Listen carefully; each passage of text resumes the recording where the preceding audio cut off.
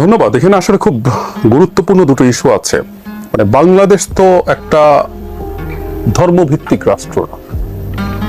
মানে এখন কতটুকু আপনি যাবেন, নারীদের অধিকারকে কতটুকু দেখবেন? কেউ কেউ তো মনে করে নারী ফুটবলও খেলতে পারবে না, এবং এটা টু সাম এক্সটেন্ট ইন্টারপ্রিটেশন এটা দেখা যেতে পারে। কেউ কেউ বেশ কয়েক জায়গায় ফুটবল খেলা নিষিদ্ধ হয়েছে। কেউ কেউ মনে করে নারী ওড়না কিভাবে পড়বে সেটাও ঠিক করে দেয়াটাও কোনো কোনো পুরুষের দায়িত্ব। কিছুদিন হয়েছে না, কোথায় কিভাবে ওড়না পড়তে হবে, ওড়না পড়তে হবে কিনা, নাকি সিগারেট খাবেন কিনা। সিগারেট সবার জন্যই খারাপ, কারোই খাওয়া উচিত না, কিন্তু নারী খেলে সেটা দৃষ্টিকোণটা বেশি হয় এবং এক্সট্রা খারাপ কিছু না, দুটো ইকুয়ালি খারাপ। ওপেন স্পেসে প্যাসিভ স্মোকিং হয়, স্বাস্থ্যগতভাবে ঝুঁকিপূর্ণ ফর এভরিবডি, কিন্তু নারী খেলে তাকে পেটানো হবে, এগুলো তো আমাদের সমাজে আছে আসলে। এবং এই কথাটা আসলে আমাদের এই ধর্মগুরুরা যারা আছেন তাদের মনে রাখা দরকার, বাংলাদেশ একটা খেলাফত স্টেট না। এখন ধরুন সম্পত্তি নিয়ে যে আলাপ এসছে, আগে আমরা ডক্টর সিংহের সাথে একই শোতে ছিলাম, উনি একদম মেইন এটা পড়ে শুনিয়ে দিয়েছেন, যেটা আমরা এখনো জানি, এটা ঐচ্ছিক, এটা কিন্তু কাউকে বাধ্য করা হচ্ছে না। এই যে বন্টনটা ঐচ্ছিক হতে পারে, আর এগুলো নিয়ে আলোচনা হতে পারে। মানে আমাদের প্রবলেমের জায়গাটা আমি একটু বলার চেষ্টা করছি, বোঝার চেষ্টা করছি। বাতিল কেন বা না, বাতিলও না, ওনারা যে হুমকি দিচ্ছেন, জি হুমকি দিচ্ছে, এই জিনিসটা না, এটা শেখ হাসিনার বাংলাদেশ না, এটা একটা গণতান্ত্রিক বাংলাদেশ। এখানে ডিবেট হবে, এখানে আলাপ আলোচনা হবে। প্রশ্নটাই তো সবথেকে বড় প্রশ্ন, এই সময়ে এসে কেন আমরা এটা নিয়ে হুমকি সম্মুখীন হতে হবে? মেয়েদের অধিকার নিয়ে কেন আমাদেরকে এতটা দৃঢ়ভাবে প্রতিবাদ করতে হবে? আর যদি করেও, আমি বলছি যে তাদের আলাপ আলোচনা, তাদের যুক্তি, তারা বসতে চাইবেন কমিশনের সাথে, যে আমরা আপনাদের সাথে বসতে চাই, প্রয়োজনে সেই ডিবেট, অনেক চ্যানেল আছে, সেই ডিবেট লাইভ হতে পারে, ইট কুড বি এনিথিং। আপনি জাস্ট এটা বন্ধ করো, ছুঁড়ে ফেলে দেবো, শেখ হাসিনার কাছে পাঠিয়ে দেবো, এগুলো খুবই ভয়ঙ্কর কথা। আসলে ওনারা কোলাবোরেট করেছেন শেখ হাসিনার সাথে, কওমি জননীর কথা বলা হলো না, একইভাবে সম্পত্তি নিয়ে তারা চুপ হয়ে গিয়েছিলেন, এবং তারা এখন হঠাৎ করে খুব দেখানোর চেষ্টা করছেন তারা একটা শক্তি সমাজে। সেটাই আসলে মূল উদ্দেশ্য, এটাকে রাজনৈতিক টুল বানানো হয়েছে। এবং আমরা এমন একটা সমাজে বাস করি, আমি এই সমান সম্পত্তির কথা বাদ দেই, কোরআনে, ইসলামে অর্ধেক সম্পত্তিরও যে কথা আছে, আপনি কি কোনোদিন দেখেছেন এনারা নেমেছিল একটা মুভমেন্টের জন্য যে অর্ধেক সম্পত্তি যারা দেবারা তাদের বিরুদ্ধে আমরা জিহাদে নামবো, তাদের বিরুদ্ধে প্রতিবাদে নামবো? ধর্ম যেটা প্রকৃত অর্থে আসলে প্রমোট করে এবং আপনি বোনের সম্পত্তি বঞ্চিত করার ইতিহাস বাংলাদেশের গরিব থেকে ধনী পর্যন্ত প্রত্যেকটা ঘরে ঘরে একই ব্যাপার। সেটা নিয়েও কি মাথা ব্যথা তাদের কোনো জায়গায় কখনো ছিল? নো। ভয়ঙ্কর রকম করাপশন, মানে ওনাদের কাজ হলো ইসলাম হেফাজত করে। হেফাজতে ইসলাম যখন বলেন, মানুষের হক নষ্ট করা সবচেয়ে ভয়ঙ্কর পাপ। আপনার আমার কাছ থেকে যখন ঘুষ খায়, আমাদের প্রকল্পগুলো থেকে, এগুলো জনগণের হকের টাকা। আল্লাহ নিজে বলেছেন তার হক তিনি মাফ করে দিতে পারেন, এটা তার অধিকার, কিন্তু বান্দার হক তিনি মাফ করেন না, আনলেস বান্দা সেটা মাফ করছে। এটা বড় পাপ, অহরহ হচ্ছে, আকছার হচ্ছে। শেখ হাসিনা ভোট চুরি করে, জোর করে, গায়ের জোরে ক্ষমতায় ছিল, রাতের বেলা সিল দিয়ে, কোথাও কখনো আমরা দেখেছি তারা নেমেছেন? Never ever.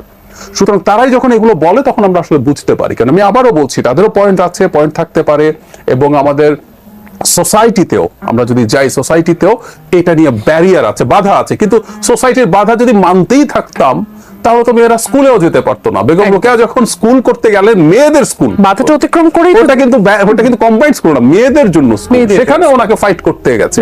প্রথম যে মেয়েরা ভার্সিটিতে পড়তে গেছে তাদেরকে নানান গালিগালাজ করা হয়েছে, তারা ভালো মেয়ে না, খারাপ মেয়ে, নানান রকম স্টিগমা দেয়া হয়েছে। তো সোসাইটির বাধা যদি আমাদেরকে গ্রহণই করতে হয়, আসলে এই চেঞ্জ কোনোটাই আসলে হতো না। তো আমাদের সোসাইটি, কোন একটা জায়গায় সোসাইটি যদি চায় মেয়েরা ফুটবল খেলবে না, তাহলে মেয়েরা ওইটা মেনে বসে থাকতে হবে। মেয়েদের অধিকার যদি ক্ষুণ্ণ করা হয়, মেয়েদেরকে যদি দমন করা হয়, তাহলে কি অনেকের জন্য এগিয়ে যাওয়াটা সহজ হয়ে যায়? দুটো issue, it's a soft target, it's a low hanging fruit. এটাকে নিয়ে কাজ করাটা সহজ, এবং যেহেতু আমাদের সমাজ, আবারও বলি, যেহেতু সম্পত্তি, যে আমরা বললাম ঘরে ঘরে বোনকে সম্পত্তি থেকে বঞ্চিত করে ভাইয়েরা বাবার মৃত্যুর পর, মানে ঘরে ঘরে পুরুষদের কিন্তু এই আইন, এই ব্যাপারে বিরাট মাথা ব্যথা আছে। কেউ নামাজ পড়ুক, কেউ রোজা রাখুক কিনা, কেউ ঘুষ খাচ্ছেন, কিন্তু এখানে আবার ইসলামটার ব্যাপারে তার একটা সিরিয়াস আছে, কারণ এর সাথে কিছু দেওয়া পাওনার ব্যাপার আছে। উনি তো যে অধিকারটুকু বোনের আছে, আমি পরিসংখ্যান নেই, কিন্তু আমরা সমাজে বাস করি, তো আমরা 80% অ্যাটলিস্ট পরিবার দেখবো, গরিব পরিবারের কথা বলছি না, মধ্যবিত্ত ধনী পরিবার যারা বোনদেরকে সম্পত্তি থেকে বঞ্চিত করে। তো সুতরাং তারাও ভেতরে ভেতরে কিন্তু এই জিনিসটা পছন্দই করবেন যে না, এইটার ব্যাপারে উচ্চবাচ্য হোক। এবং ওই যে চেরিপিক করা না, ধর্মেরও চেরিপিকিং আছে, এনারাও চেরিপিক করছেন, কিন্তু এটা নিচ্ছেন ওটা নিচ্ছেন না। আর অনেক ইসলামিক কাজ হচ্ছে, অনেক ক্ষেত্রে ভয়ঙ্কর রকম বিষয় হচ্ছে যেটা কোনোভাবে ধর্ম ইসলাম পারমিট করে না। একইভাবে আমাদের সমাজের মধ্যে এটার একটা অ্যাকসেপ্টেন্স আছে, বিশেষ করে পুরুষদের মধ্যে, এটা আমাদের একটু বলতে হবে। ওইটার কারণেই তাদের এই সাহসটা হয়, যে কারণ সমাজের ডিপ রুটেড কিন্তু এই জিনিস আছে। আর আমি প্রায় একটা কথা বলি, আমাদের এটা শুধু পুরুষতান্ত্রিক না, আমাদের এটা একটা নারী বিদ্বেষী সমাজ। নারী বিদ্বেষী সমাজ, এটা হচ্ছে সব থেকে বড় কথা। নারীদের সম্পত্তিতে 50 সম্পত্তি নিয়ে তো আমরা কথা বললাম, এই সন্তানের উপর সমান অধিকার নিশ্চিত করা, ডাক্তার জাহিদুর রহমান, এই দুটো বিষয় নিয়ে যদি একটু কথা বলি। আচ্ছা, একটা ব্যাপার একটু বিশেষ করে যৌন কর্মীদের ব্যাপারে যা বলা হয়েছে, এখানে একটা টেকনিক্যাল প্রবলেম আছে মেজর। সেক্ষেত্রে আমাদের সংবিধান সংশোধনের প্রশ্ন আছে। আমরা যদি মাদার ল ধরি, আমাদের সংবিধান আর্টিকেল 18(2) এটা কিন্তু নিষিদ্ধ। আমাদের রাষ্ট্র নিরুৎসাহিত করবে দুটো জিনিস, জুয়া এবং এই যৌন পেশা, মানে এটা বন্ধ করার জন্য, হ্যাঁ, বন্ধ করার জন্য ব্যবস্থা নেবে বা এরকম বলবেন, মানে একেবারে যে নিষিদ্ধ বলা হয়েছে সেই রকম না। হ্যাঁ, সেটা ঠিক আছে। তো আমাদের সংবিধানের স্পিরিট হচ্ছে এই ধরনের পেশা থাকবে না। এবং যখন এটাকে আপনি একদম স্ট্রাকচারের মধ্যে আনতে যাচ্ছেন, স্ট্রাকচার আনার পক্ষে যে যুক্তি হতে পারে, রাইটলি বলছেন ডক্টর স্নিগ্ধা, কিন্তু সংবিধানের সাথে কিন্তু এই ব্যাপারটা মূলগত জায়গায় সাংঘর্ষিক পরিবর্তনের বিষয়। আর এখানেও সেই একই কথা, সবচেয়ে জরুরি কথা, যে আমাদের সমাজ একটা নারীকে স্টিগমাটাইজ করি তার প্রফেশনের কারণে। আমাদের নিজের চয়েসে প্রফেশনে এসছে সংখ্যা অনেক বেশি না, বিরাট সংখ্যা হচ্ছে আসলে মূলত মানে বিক্রি করে দিয়েছে, মানে এরকম ফোর্সফুল অবস্থা থেকে তাকে একবার চলে যাওয়ার পর উনি আর ফিরে আসতে পারেননি। কিন্তু তাদের কাছে তো পুরুষরা যান, তাই না? এবং আমাদের সমাজে দেখা যাবে যে পুরুষরা তাদের ক্লায়েন্ট হিসেবে যান, তাদের কোনো সমস্যাটা, তাদের কোনো দাগ লাগে, তাদের কোনো সমস্যা নাই, ঘুরে ফিরে নারী হওয়া হলো মূল সমস্যার জায়গা। আচ্ছা, এবার নির্বাচন প্রসঙ্গে আসে। ওনারা যেটা প্রপোজ করেছেন এটা ভেরি ইন্টারেস্টিং এবং বেশ র্যাডিক্যাল চিন্তা। আমার একটা ব্যক্তিগত এক্সপেরিয়েন্স শেয়ার করি, সেটা হচ্ছে আমাদের নির্বাচন ব্যবস্থা সংস্কার কমিশনের সাথে নারী সংস্কার কমিশনের একটা মিটিং হয়েছিল। তারা চেয়েছিলেন যে আমরা কম্বাইন্ডলি এটা করতে পারি কিনা, মানে আমরা আমাদের জায়গা থেকে এটা একটু প্রপোজ করা। তারা যেটা প্রপোজ করেছেন, কনস্টিটিউয়েন্সি 300ই থাকবে, কিন্তু প্রত্যেক কনস্টিটিউয়েন্সিতে প্রত্যেক দল একজন নারীকে অবশ্যই দিতে হবে, তিনি নারী প্রার্থী, আর বাকিগুলো ফ্রি টু অল, মানে ওগুলোতে নারী পুরুষ সবাই সমানভাবে। মানে বাংলাদেশে এটা বাস্তবায়িত হতে পারে যে অর্ধেকের বেশি নারী সদস্য পার্লামেন্টে হয়ে যেতে পারেন। কিন্তু তারা যেটা মনে করছেন, জনগণ তখন দুটো করে ভোট দেবেন, পুরুষ কাকে দিচ্ছেন বা কমনটা কাকে দিচ্ছেন আর নারী কাকে দিচ্ছেন।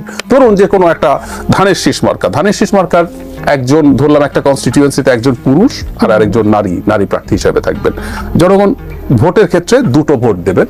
এবং এটা যেহেতু আমাদের এই ডিবেটটা আছে, ওনাদের সাথে আমরা এই আলোচনা করেছিলাম, সেটা আমাদের তো সংসদ সদস্যদের কনস্টিটিউয়েন্সি থাকে, প্রত্যেকে সেখানে কাজ করতে চায়, তখন কি দাঁড়াবে? ওনারা রাইটলি যেটা বলেছেন, যেটা নিয়ে আমরা অনেক সময় কথা বলেছি এবং আমরা এটা গ্রহণ করি লজিকটা, পার্লামেন্ট মেম্বারের কাজ আসলে এলাকার উন্নয়ন, এটা সেটা, জনগণের সমস্যা সমাধান, জনগণকে টিন দেয়া, খাবার দেয়া, কাজের বিনিময়ে খাদ্য বিতরণ করা, এগুলো কাজ না। ল মেকিং এর কাজ যদি হয় তাহলে টেকনিক্যালি এটি ইম্পসিবল না। তবে আমি কোটার ক্ষেত্রে বা এরকম নির্ধারিত করার ক্ষেত্রে আমি এটা একটু যোগ করতে চাই, আমাদের এক্সপেরিয়েন্স কিন্তু সুখকর না। যেমন আমরা 50 জন নারীকে, আগে 30 জন ছিল নারীকে, এখন সংরক্ষণ করার কথা বলেছি। দেখুন, এই নারীরা কিন্তু আপনার সরকার গঠনের ক্ষেত্রে রোল প্লে করে না। হতে পারতো না যে দলগুলো এই নারীদেরকে মানে নমিনেশন দেবেন, তারা তাদের